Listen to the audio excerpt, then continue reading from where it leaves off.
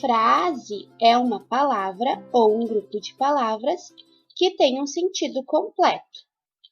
Por exemplo, no diálogo abaixo. Choveu ontem à noite? Choveu.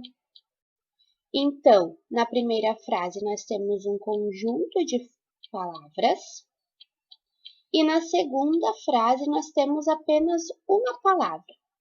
Mas nós sabemos e nós compreendemos o que quer dizer cada uma delas.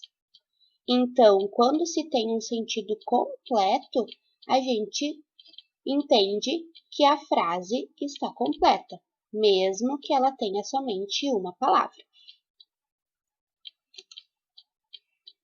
As frases, elas podem ser afirmativa, negativa, interrogativa e exclamativa.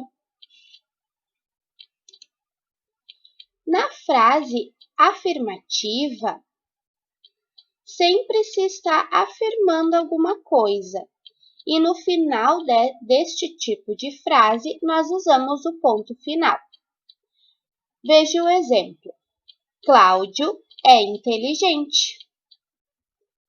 A frase apenas afirma que Cláudio é inteligente e termina com um ponto final. A frase negativa. Essa frase está negando alguma coisa. E no final da frase negativa, nós usamos também o ponto final. Por exemplo, Valéria não foi ao parque. Ponto final. A frase exclamativa, ela indica uma exclamação. E no final desta frase, nós usamos o ponto de exclamação, que é este aqui.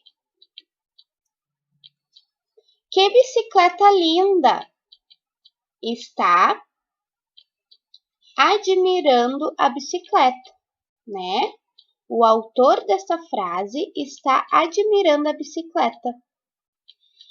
Nós podemos usar o ponto de exclamação para indicar um pedido, uma ordem ou emoções, como no exemplo. Surpresa, medo, alegria, qualquer tipo de emoção. A frase interrogativa, ela está fazendo uma pergunta e nós sempre usamos o ponto de interrogação neste tipo de frase. Você vai ao cinema? Nesta frase também nós usamos outra entonação de voz, porque nós estamos fazendo uma pergunta. Então, é diferente você falar você vai ao cinema ou você vai ao cinema? Então, nós temos que ter muito cuidado na hora de fazer a leitura também, para que o nosso ouvinte entenda que é uma pergunta. Então, os sinais de pontuação. Hoje nós veremos 3 que são usados no final de frase. O ponto final, que é este pontinho aqui, que geralmente é o mais usado, né? Relembrando, ele é utilizado no final de frases afirmativas ou negativas. Estamos na mesma turma. Não estamos na mesma turma. O ponto de exclamação, que é este aqui, ele vai indicar pedido, ordem, emoção, né? Lembrem os exemplos?